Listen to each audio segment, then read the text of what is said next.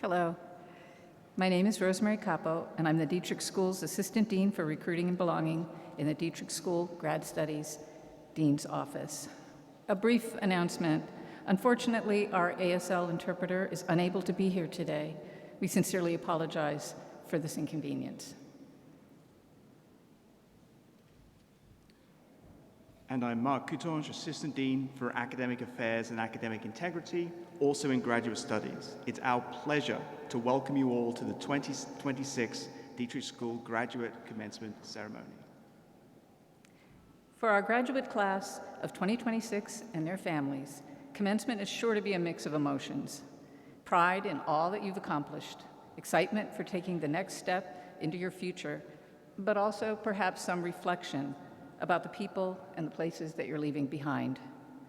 As the members of this class embark on promising futures, we hope that you remember all those whose efforts have supported your success.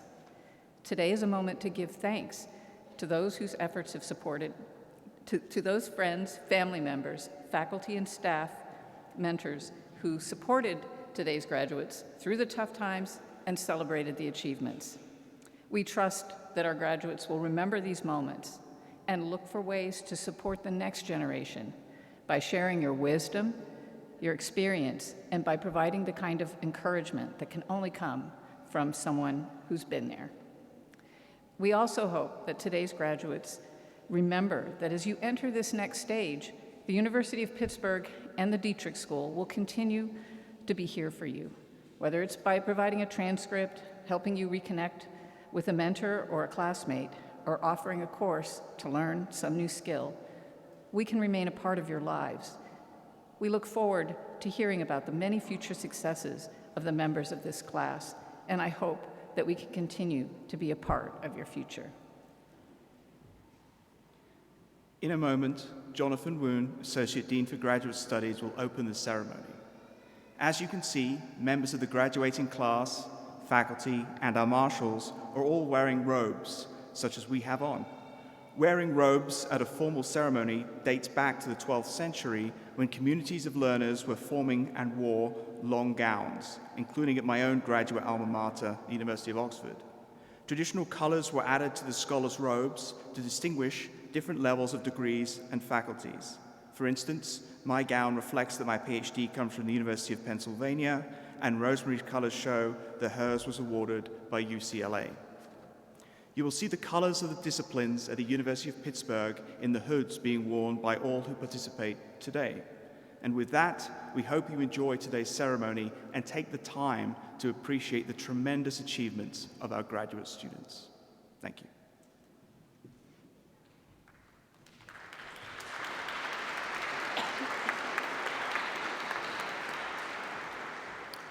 All right, please be seated. Before I go into my official dignified opening, I do want to mention the fact that you may have noticed that it smells a little bit like new house in here. We are the very first school to have an event in this brand new venue, and I think it smells like the future. So good morning. My name is Jonathan Woon. I'm the Associate Dean for Graduate Studies and Strategic Initiatives in the Dietrich School of Arts and Sciences. It is my honor now to declare this commencement open. Please welcome Adam Leibovich, Bailey Dean of the Kenneth P. Dietrich School of Arts and Sciences and the College of General Studies.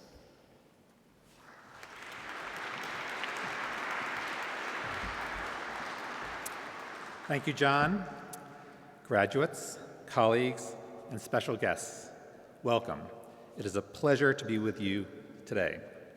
3 years ago this summer, I was named Dean of the Dietrich School. It was incredibly gratifying and also a little, actually I'll say very daunting, as is often the case when something you've worked very hard for comes to fruition. Maybe you can relate. It was a crossroads. I was stepping into a brand new role at the school I loved and taking on a whole new portfolio of responsibilities. And almost overnight, I became an advice magnet.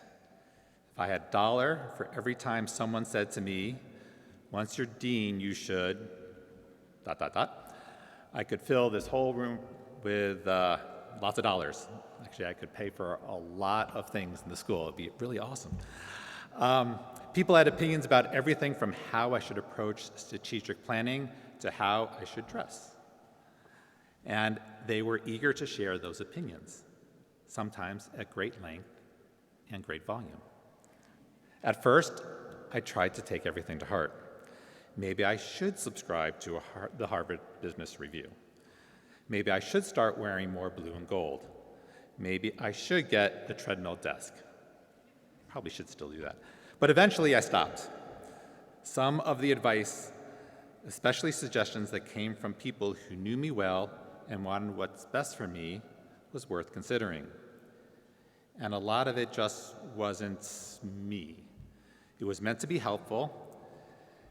It was intended to be supportive, but it didn't take into account my personal style or the way I work. So I took a step back and stopped feeling like I had to adopt every recommendation. I continued to keep my mind open because we all have room to grow and to learn. But I let go of the shoulds from others and trusted myself. For the record, while I never did get the treadmill desk, although I probably should do it, I do own a lot more Pitt logo wear.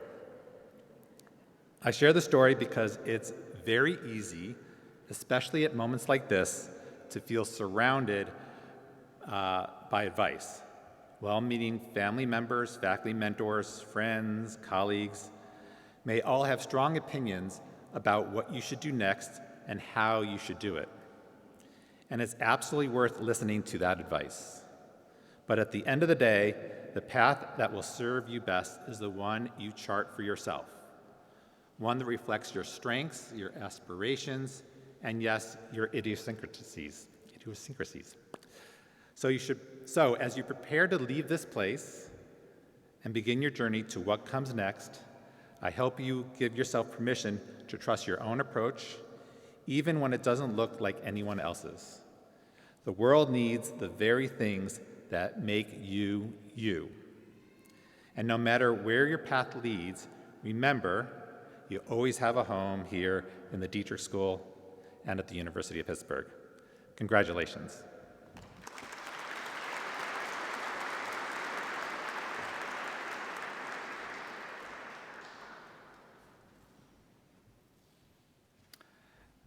Thanks, Dean Leibovich. I know you share my excitement about our keynote speaker today. It's a special pleasure to introduce Dr. Jamila Bakwala, a distinguished scholar, teacher, and academic leader whose career illustrates how rigorous social science can shape humane, effective leadership, and why such clarity of thought matters so much for higher education today. Since July 2023, Dr. Bakwala has served as the provost and a professor of psychology at Gettysburg College. Prior to her appointment at Gettysburg, she was the dean of the faculty at Lafayette College, bringing with her extensive experience in faculty hiring, mentoring, curricular development, high-impact learning, and institutional leadership during times of both growth and uncertainty, including the COVID-19 pandemic. What makes Dr. Bakwala's leadership especially compelling is how deeply it is rooted in her scholarship, and how clearly that connection matters for the kind of academic leadership strong institutions depend on. As a social psychologist and a researcher on aging, her work has focused on close relationships, stress, resilience, and well-being throughout adulthood and later life. Across more than 60 publications and NIH-funded research, she has shown again and again that relationships matter. They buffer stress, foster resilience, and help individuals and communities thrive. As provost, that research perspective translates into a leadership style grounded in consultation, dialogue, and shared governance. Dr. Bakwala often emphasizes that academic decision-making must be done with people, not to them, an approach that reflects both her science and her deep respect for academic communities. That principle is not just good practice, it's good stewardship, and it sustains strong academic communities. Her research on stress and resilience also informs her attention to faculty and student well-being. She understands that chronic strain undermines creativity and performance, while clarity, support, and mentoring strengthen institutions over the long run. Her life course perspective in aging studies also shapes her thinking as a leader, favoring sustainable academic ecosystems over short-term fixes. Dr. Bukwala is also a deeply evidence-based decision maker. She approaches policy as a scientist with hypotheses to be tested, refined, and improved, rather than a fixed dogma. Reflection, she argues, is not hesitation, but disciplined thinking in the face of complexity and the unknown. And she's written eloquently about reflection as an essential leadership tool during times of change. Equally central to her work is a commitment to equity and inclusion. Through leadership roles in DEI initiatives and national professional organizations, she has emphasized that equity is both structural and psychological, and that inclusive processes matter as much as outcomes. Finally, there is a particularly meaningful connection to today's audience. Dr. Bukwala earned both her master's and doctoral degrees in social psychology right here at Pitt. And in many ways, she exemplifies the power of a Dietrich School education: rigorous, reflective, and oriented toward real-world impact. So please join me in welcoming a proud Pitt alum, an accomplished scholar leader, and a thoughtful voice for our academic future, Dr. Jamila Bukwala.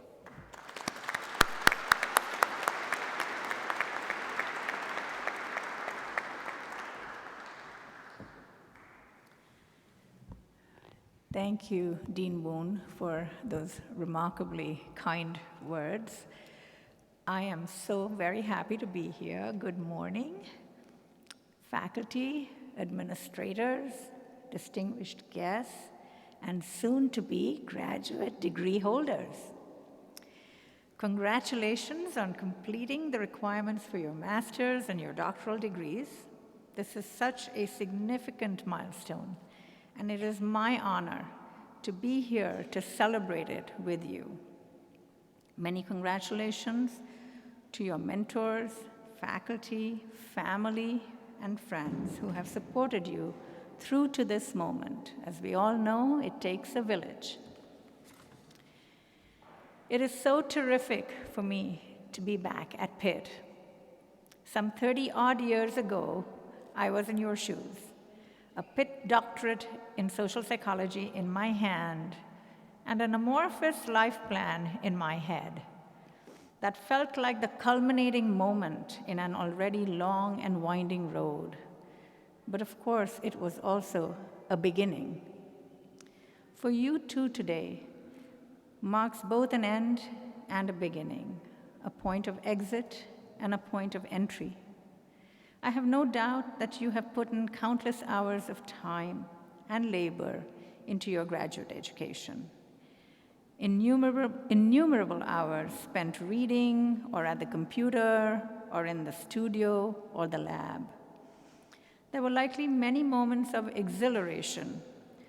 That completed course, that submitted paper, that final piece of data collection or statistical analysis, that last edit to your thesis or refinement to your creative project. These are certainly the hallmarks of a graduate education. But you very likely also had as many moments when you felt you just couldn't go on, felt ready to throw in the towel, or call it quits.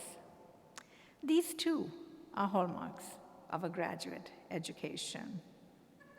And if you're hoping that celebrating this milestone marks the end of those ladder types of moments, I say, absolutely.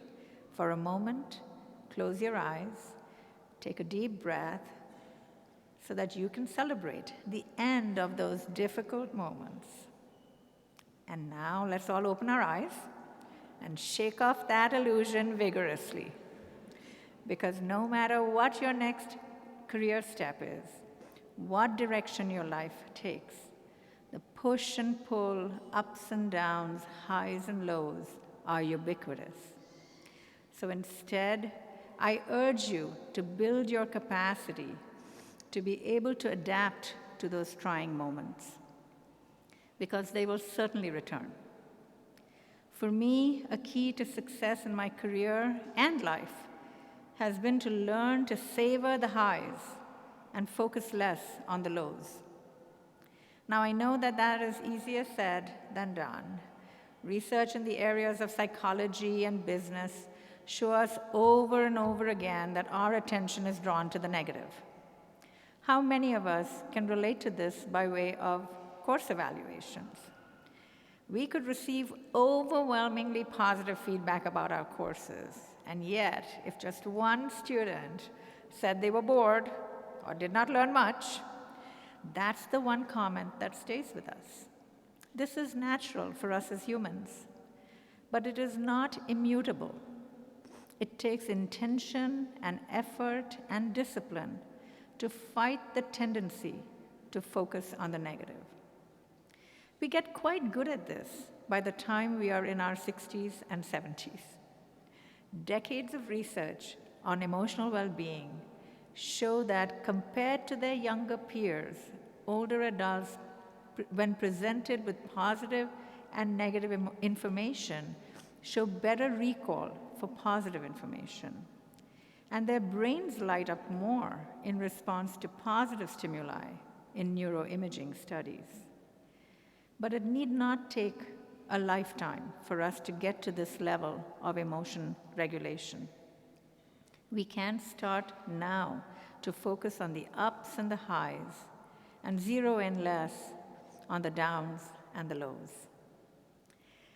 As I look out at all of you on this momentous occasion, I think back to my own journey to Pitt and beyond. I will be 62 this year, and exactly 40 years ago, I arrived in New York City, leaving behind my home in what was Bombay, India, and most of my family and friends for an unknown land and life. I knew no one in this vast country except for my older brother and a family friend who had arrived on these shores a year before me and were international students trying to find their bearings. I enjoyed graduate school in New York immensely, but also missed the life and land I had left behind. This was in the mid to late 80s, remember that, when staying in touch required not only effort, but some serious resources. This was before widespread availability of the internet. Cell phones and video calls did not exist, and phone calls were paid for by the minute. A 10-minute call to India could cost $25. At the time, the gulf between the US and India, geographically and emotionally, seemed unbridgeable to me. I decided to return to India to join my now husband, who was still there. And yet, when I got back, I missed my graduate education in the US, and I missed it enough to want to return.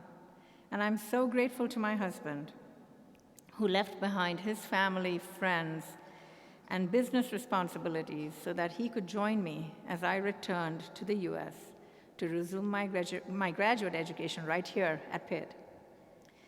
My husband decided to return to school as well at Duquesne University, and we spent the first few years of newlywed life as graduate students here in Pittsburgh. Those were good times. We had little to our names, but we had loads of joy. As a doctoral student in the social psychology program at Pitt, I began to sharpen my interest in the field of interpersonal relationships. My interest spanned various dimensions, evolving over time. I first studied aggressive behaviors in intimate relationships with now Emerita Professor Irene Fries in the psychology department, and then through a summer research position became fascinated with the field of spousal caregiving and worked closely with Emeritus Professor Richard Schultz. On completing my PhD program at Pitt, I spent a short time at Kent State University in Ohio on a project that was federally funded, and then moved to southeastern Pennsylvania to be with my husband. At that time, I joined the University of Pennsylvania as a postdoctoral scholar. Eventually, my research interest turned to the role of close relationships, such as spousal relations and confidants, in health and well-being. Today, we know that close relationships are as critical to wellness as physical exercise and not smoking. 30 years ago, this was pretty revolutionary. As you go forward in your careers and lives, invest time in your close relationships. They bring joy and wellness, and they make bearable those low points that we know are unavoidable. In terms of career, my primary goal was to find a tenure-track faculty position at a small liberal arts college, one where we educate the whole student, offer them high-impact experiential learning opportunities, and strengthen a commitment to having a positive impact beyond one's own life. And I also knew that I wanted to be able to prioritize my family as much as my career, which meant that I had a narrow geographic radius in my search for a tenure-track faculty position, since my husband was already working in southeastern Pennsylvania. My search took me to Penn State's Abington College for 3 years, followed by 23 years at Lafayette College, clear across the state in Pennsylvania, in the town of Easton. At Lafayette, I advanced through the tenure-track faculty ranks from assistant to associate to full professor. I did not envision a career in administration, content in my role as teacher-scholar. However, the then president of Lafayette College, Allison Byerly, who is now president of Carleton College in Minnesota, saw potential in me that I did not, or did not think to take the time to see in myself. She invited me to take on leadership positions in the provost's office, first as Dean of Curriculum, Research, and Academic Initiatives, and then as Dean of the Faculty. Following my 6-year term as Dean, I was on sabbatical leave when Gettysburg College was looking for its next provost. I was incredibly impressed by what I learned about Gettysburg College and its commitment to the traditional liberal arts, as well as to adapting itself to the present and preparing for the future. I applied for the provost position, was invited to a campus interview, and the rest, as they say, is history. Now, from what I have described, mine may seem to be a smooth career trajectory. However, it was far from it. There were bumps along the way. For example, when I arrived at Pitt, I learned that I was the last and only graduate student admitted to the social psychology program the year that I arrived. This meant no cohort, little support, and feelings of isolation in the department. Fortunately, the new social processes program, that's what it was called, had just been established and admitted its first and only graduate student that year as well. And Bozhena Zdaniuk, that lone student in the new program, and I became lifelong friends and helped each other navigate our sunsetting and sunrising programs. Later, I had just given birth to our older daughter during my postdoctoral fellowship at the University of Pennsylvania, only to learn that my postdoctoral advisor had abruptly resigned from the university, and I was given 72 hours to find a new advisor or lose my postdoctoral fellowship. With my newborn in my arms, I started to make phone calls and find myself a new advisor. I share these as examples of bumps in my career. There were many more, Bumps like these are unavoidable, and taking them in our stride, focusing on the positive, relying on our closest family and friends, is one well-worn strategy to make the bumpiness more manageable, to transcend the bumps and get to the other side still whole. Today, you are crossing a threshold that only 15% or so of the US population crosses. That is the proportion of the US population that holds a master's, doctoral, or professional degree.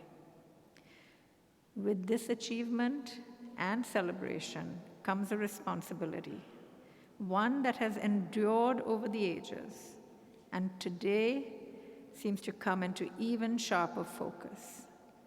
The value of higher education is being questioned, denigrated, and attacked. And yet, we know that education remains one of the most essential requirements of an engaged and empathetic citizenry, and one of the most effective drivers of social mobility. You now share the responsibility of speaking up about the importance and merits of higher education, of highlighting its value with urgency, and defending access, and through it, social mobility. You owe this to the diploma you will soon hold, and to future generations of students who will follow. As you cross this threshold today, you also will have choices to make, decisions to take, options to leave behind. As you consider the next step in your career, I invite you to consider joining the faculty at a small liberal arts college like Gettysburg. Such an environment offers a unique opportunity to consolidate teaching and scholarship, to allow each of those to nourish each other, and to become a member of a small but mighty group of teacher scholars who are shaping and inspiring young scholars to be change agents in their communities, or to pursue graduate education around the globe and become future academic and industry leaders. Before I end, I'll share some nuggets of advice that have served me well and may be useful to you. First, say no to perfectionism. Truly, fight it. Perfectionism is a trap, and the one guarantee is that you will be disappointed because it is unachievable. Give yourself grace to fail, to drop the ball, to get it wrong. Whatever you do, however much you accomplish, it is sufficient. As a colleague of mine at Gettysburg tells his students, you are enough. Second, say no to transactionalism. In the workplace and in our personal lives, relationships are what matter. It is absolutely essential that we aspire toward balance between our personal and professional lives, and that one does not overwhelm the other. However, to truly find meaning and reward in both, we cannot keep score in our personal or work relationships. Let's give grace to ourselves and grace to those who matter to us, including our coworkers and colleagues. Occasionally, we may have to give more than we get. Take one for the team. The operative word, of course, there is occasionally. If we can resist viewing these occasions from a transactional lens, we will build stronger communities. And finally, say yes to opportunity. You never know what exciting path it may open up. It may even lead you to be a provost someday. I had no plans to become a dean or provost. However, I accepted an invitation to be a faculty representative on a strategic initiative when I was at Lafayette, not thinking for a moment that that would open the door for my entry into full-time administration.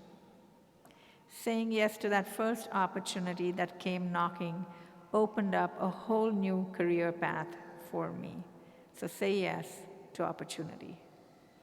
And with that, I wish you every form of good luck as you move forward and take opportunities that come your way. Congratulations again on your wonderful achievement, and all the very best as you forge your own career paths and lives. Thank you.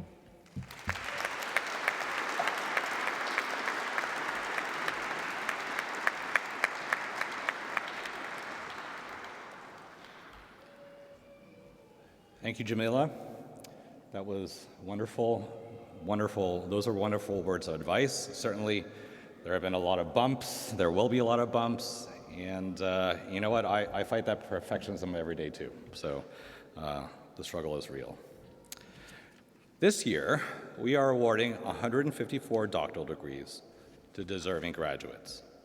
And we will now announce our graduates who are present to be hooded today.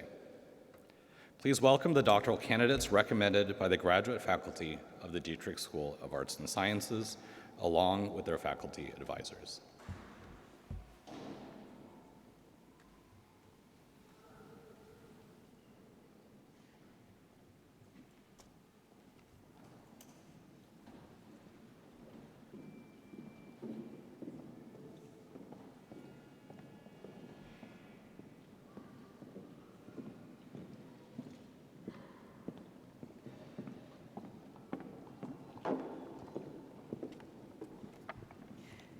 Karen Lee, PhD in chemistry, hooded by faculty advisor Dr. Jeffrey Hutchinson.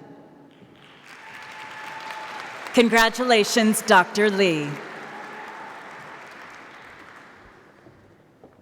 Michael Leach, PhD in chemistry, hooded by Dr. Jeff Hutchinson. Congratulations, Dr. Leach.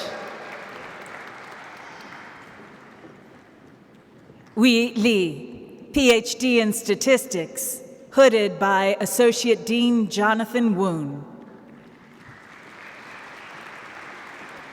Congratulations, Dr. Lee. Manuel Garcia Acosta, PhD in statistics, hooded by Associate Dean John Woon.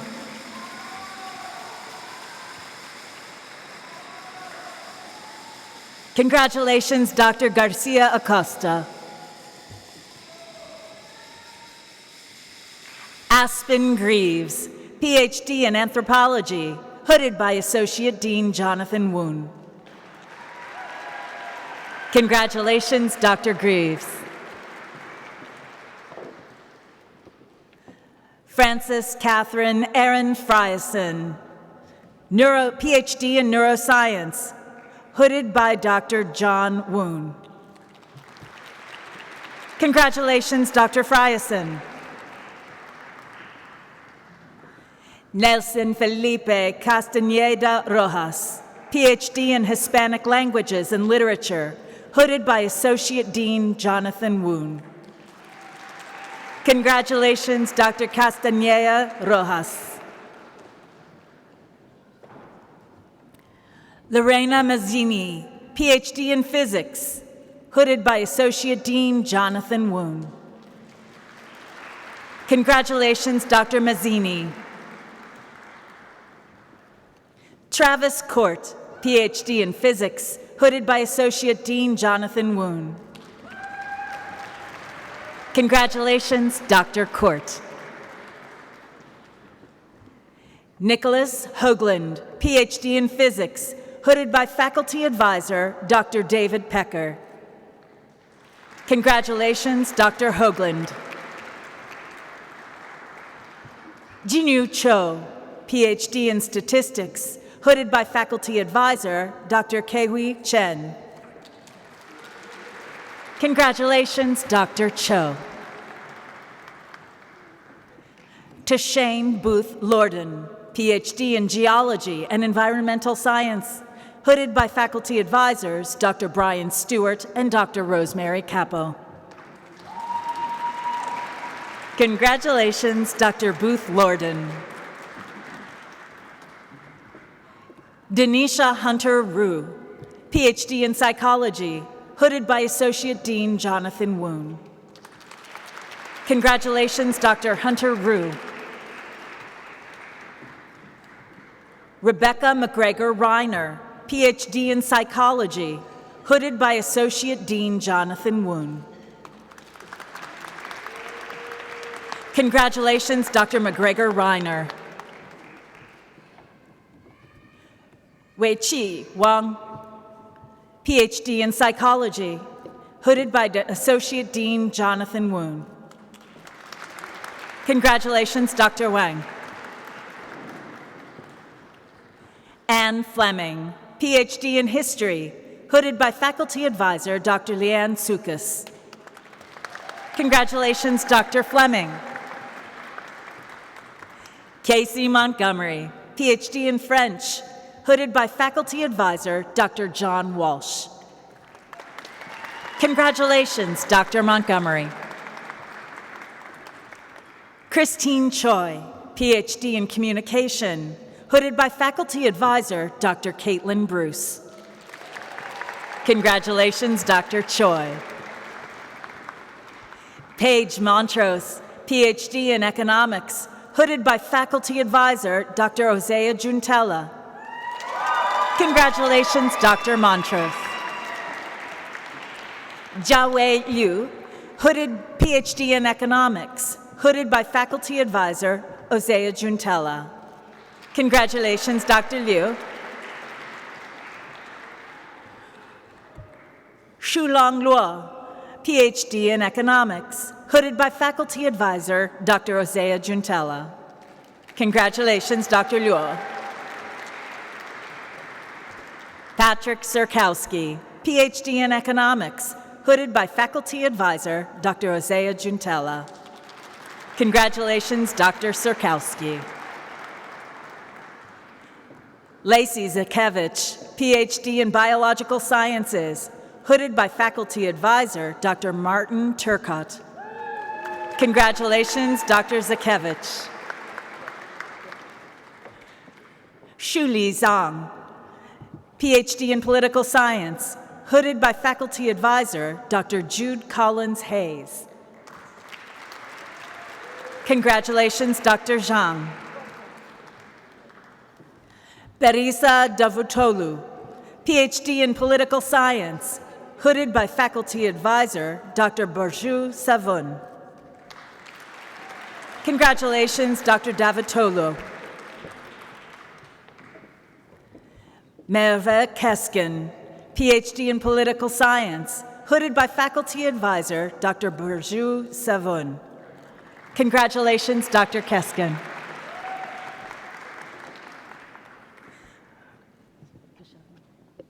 Roman Kashovnik, PhD in Economics, hooded by Associate Dean Jonathan Woon.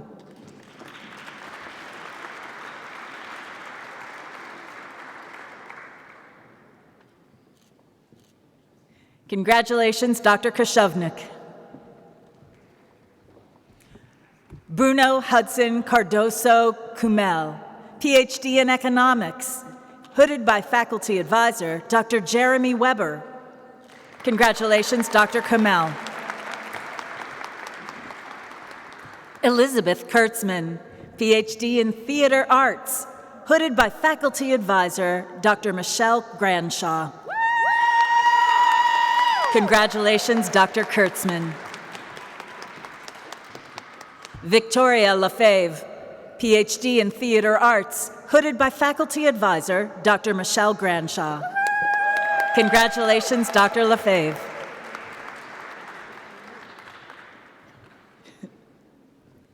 Allison Mahoney, PhD in Theater Arts, hooded by Faculty Advisor Dr. Michelle Granshaw.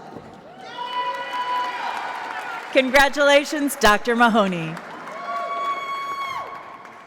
Turki Alturaifi, PhD in Chemistry, hooded by Faculty Advisor Dr. Pang Liu. Congratulations, Dr. Alturaifi. Elijah Hall, PhD in Geology and Environmental Science, hooded by Faculty Advisor Dr. Emily Elliott. Congratulations, Dr. Hall. Haley Sinan, PhD in Geology and Environmental Science, hooded by Faculty Advisor Dr. Emily Elliott. Congratulations, Dr. Sinan. Nijay Washington, PhD in Biological Sciences, hooded by Faculty Advisor, Dr. John Boyle. Congratulations, Dr. Washington. Jan-Ung Kwan, PhD in Anthropology, hooded by Faculty Advisor, Dr. Gabriela Lucas. Congratulations, Dr. Kwan. Jehun Bai, PhD in Anthropology, hooded by Faculty Advisor, Dr. Gabriela Lukács.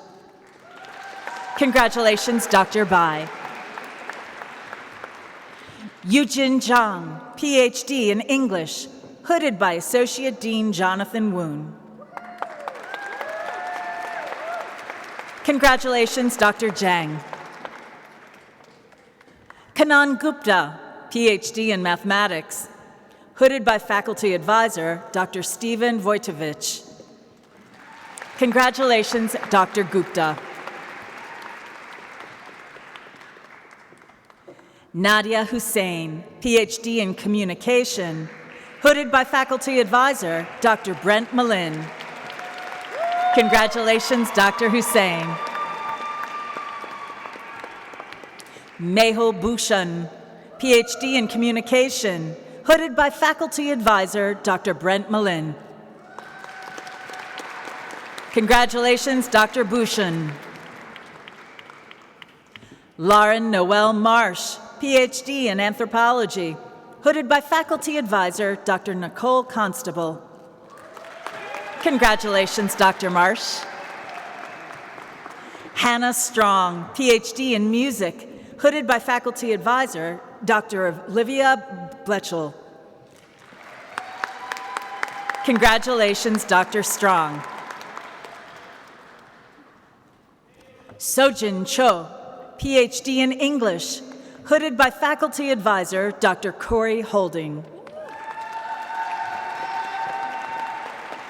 Congratulations, Dr. Cho.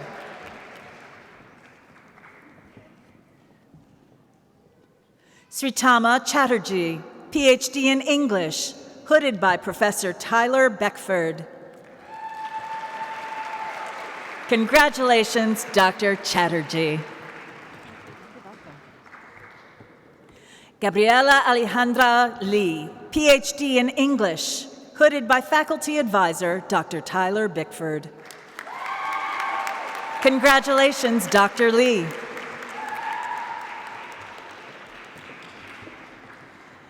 Irena Soto Lucena, PhD in Linguistics, hooded by Faculty Advisor, Dr. Amanda Hench. Congratulations, Dr. Soto Lucena.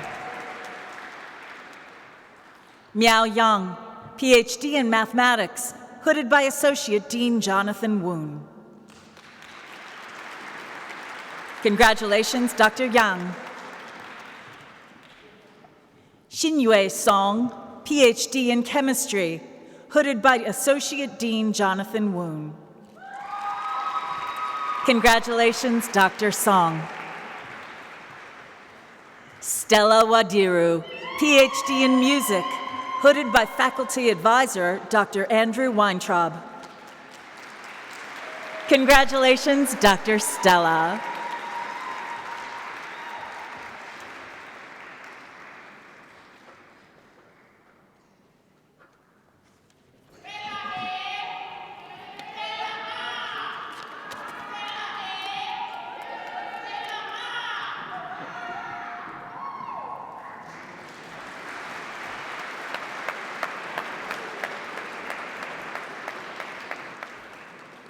That's great. Those are joyous noises. Please join me in congratulating each of these candidates for the hard work and dedication they committed toward earning their doctoral degrees.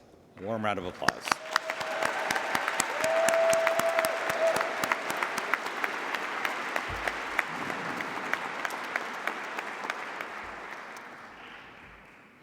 This year, the Dietrich School is awarding 131 master's degrees to students who've completed all of their requirements. We will now announce our graduates who are present today.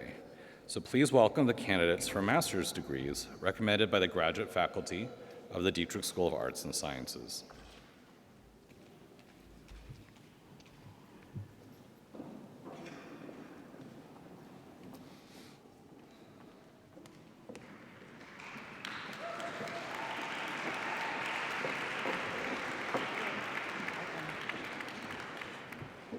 Eiley McRitchie, Master of Science in Quantitative Economics.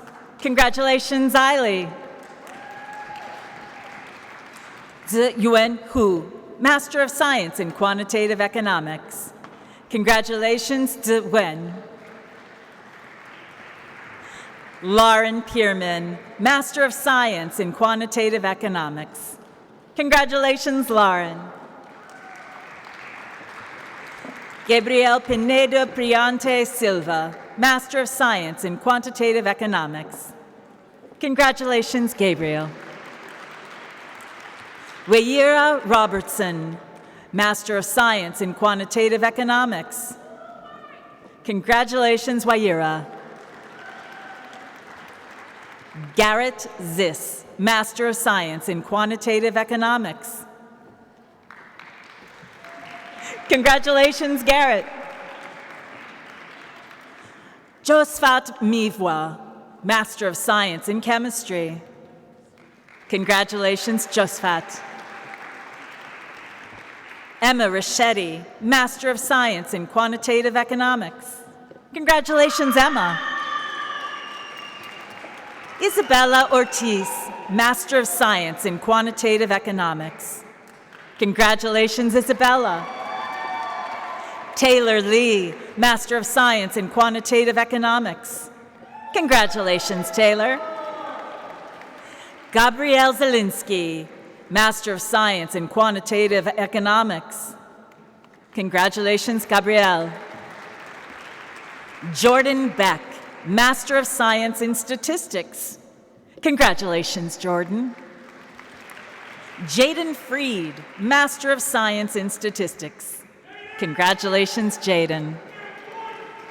Kevin Collins, Master of Science in Quantitative Economics. Congratulations, Kevin.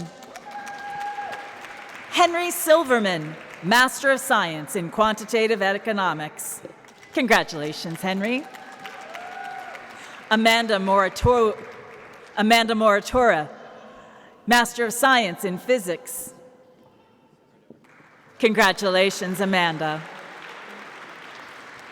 Bobby, Master of Science in Physics. Congratulations, Bobby.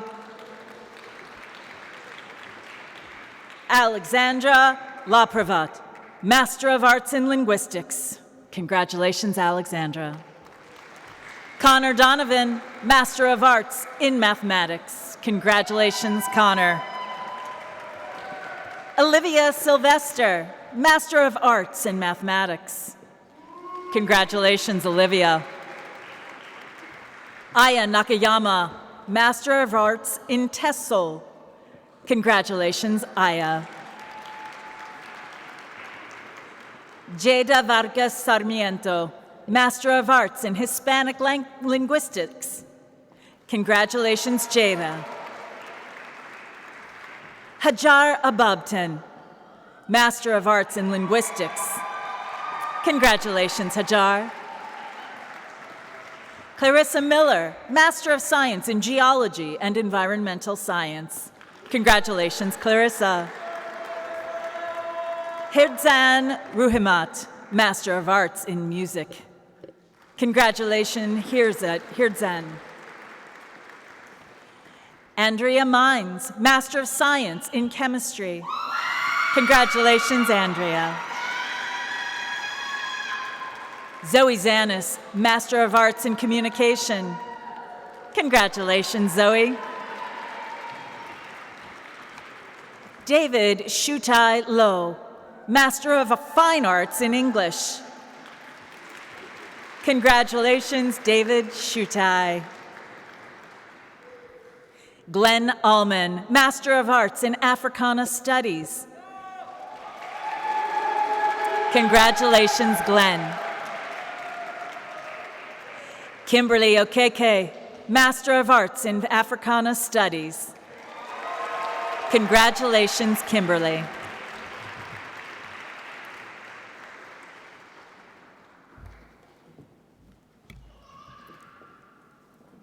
I love it.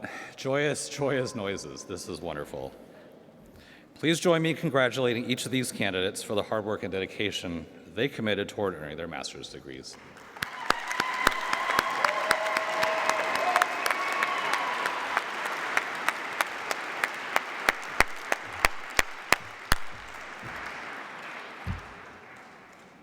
As we close this ceremony, please join me in officially congratulating the class of 2026.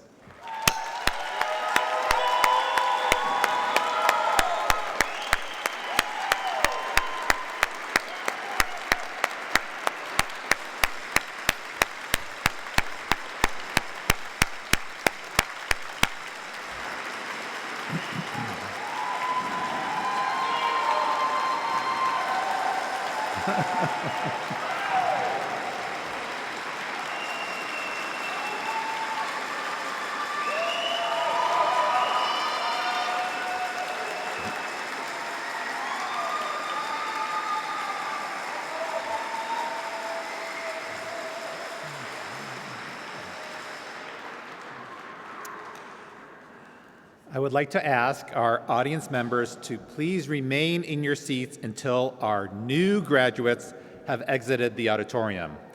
Then, please join us for a reception in the multipurpose room in the back corner of the arena.